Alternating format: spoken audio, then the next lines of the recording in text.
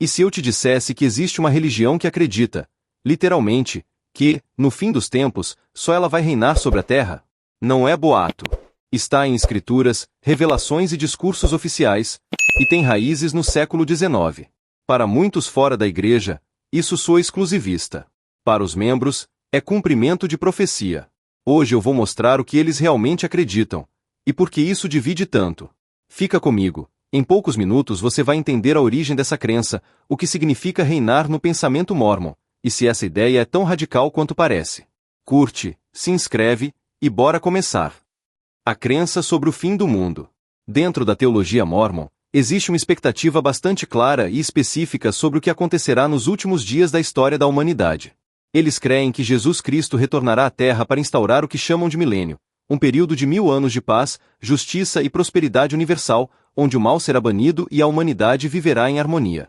Até aí, essa ideia parece bastante parecida com a crença de muitas outras igrejas cristãs tradicionais. No entanto, o que diferencia os mórmons é a localização e a liderança desse reino.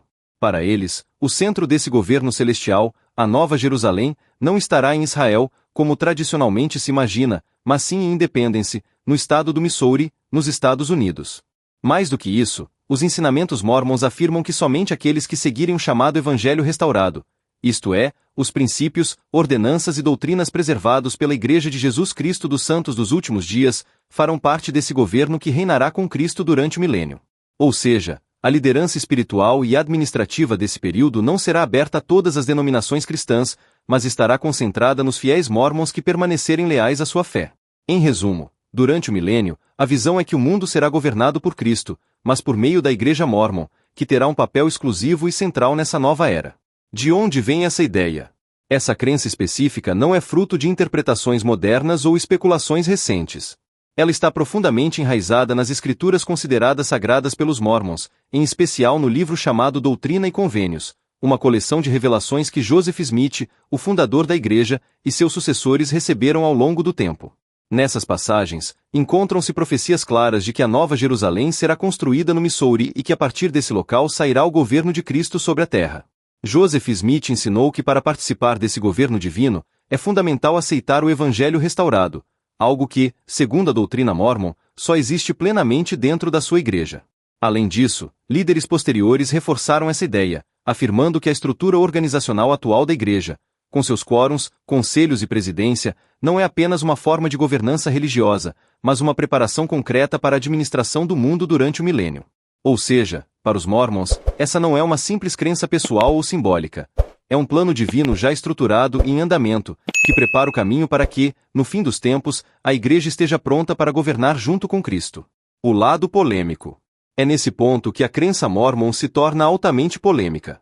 Para muitos que estão fora da igreja, essa ideia soa como um claro exclusivismo religioso. A noção de que somente um grupo específico terá autoridade legítima para governar o mundo durante o reinado de Cristo. Muitos críticos enxergam nisso um tipo de elitismo espiritual, que pressupõe que todos os demais cristãos e outras religiões estarão automaticamente excluídos desse papel central e divinamente autorizado. Essa visão pode parecer arrogante e até divisiva para quem não compartilha da fé mórmon.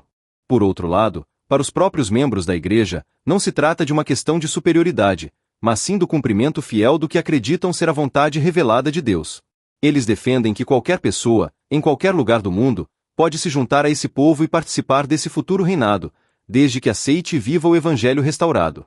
Essa crença é uma combinação de missão e destino. Cada conversão feita, cada templo construído, cada missão realizada é vista como um passo concreto e necessário para preparar o mundo para esse governo futuro. Por isso, para os mórmons, falar em reinar no fim do mundo não é exagero ou soberba, é simplesmente descrever a realidade espiritual e histórica que acreditam estar acontecendo. O que eles não falam tão abertamente. Apesar de ser uma crença central e fundamental para a teologia mórmon, essa ideia de que somente os mórmons irão reinar no fim dos tempos não é sempre comunicada de forma clara ou aberta para quem está começando na igreja. Na maioria das vezes, ela é enfatizada principalmente em discursos internos, conferências anuais, estudos avançados e contextos mais reservados, e não nos primeiros contatos ou nas conversas básicas para novos convertidos. Essa abordagem cria uma espécie de mistério ou reserva em torno do tema, fazendo com que muitas pessoas de fora da igreja só venham a conhecer essa doutrina em profundidade quando pesquisam por conta própria ou acompanham debates externos. E essa camada de segredo, ou pelo menos de comunicação seletiva, acaba aumentando tanto a curiosidade quanto a polêmica, deixando espaço para muitas interpretações, dúvidas e até teorias conspiratórias sobre o que realmente acreditam os Mormons a respeito do fim do mundo. Então, para resumir tudo o que vimos aqui, os Mormons acreditam que, no fim do mundo, durante esse período chamado de milênio, somente eles estarão à frente, reinando ao lado de Jesus Cristo. Essa convicção não é algo inventado ou uma opinião pessoal, mas nasce de profecias antigas, revelações recebidas por seus líderes e da firme crença de que o verdadeiro evangelho foi restaurado exclusivamente dentro da Igreja de Jesus Cristo dos Santos dos últimos dias. Claro, essa ideia gera muita polêmica. Para alguns, é uma expressão legítima de fé e o cumprimento de antigas profecias divinas. Para outros, soa como um discurso exclusivista, difícil de aceitar em um mundo cada vez mais plural e diverso. Mas eu quero deixar uma pergunta no ar para você refletir. Se o fim do mundo acontecesse amanhã, você se veria entre aqueles que vão reinar com Cristo ou entre aqueles que serão governados? Pense nisso e compartilhe a sua opinião aqui nos comentários. Quero muito saber o que você acha dessa crença e como ela faz sentido para você, ou não. E se esse vídeo trouxe clareza para você, não esquece de deixar seu like e se inscrever no canal. Assim, você acompanha mais conteúdos que desvendam as histórias, crenças e mistérios das grandes religiões do mundo. Até o próximo vídeo.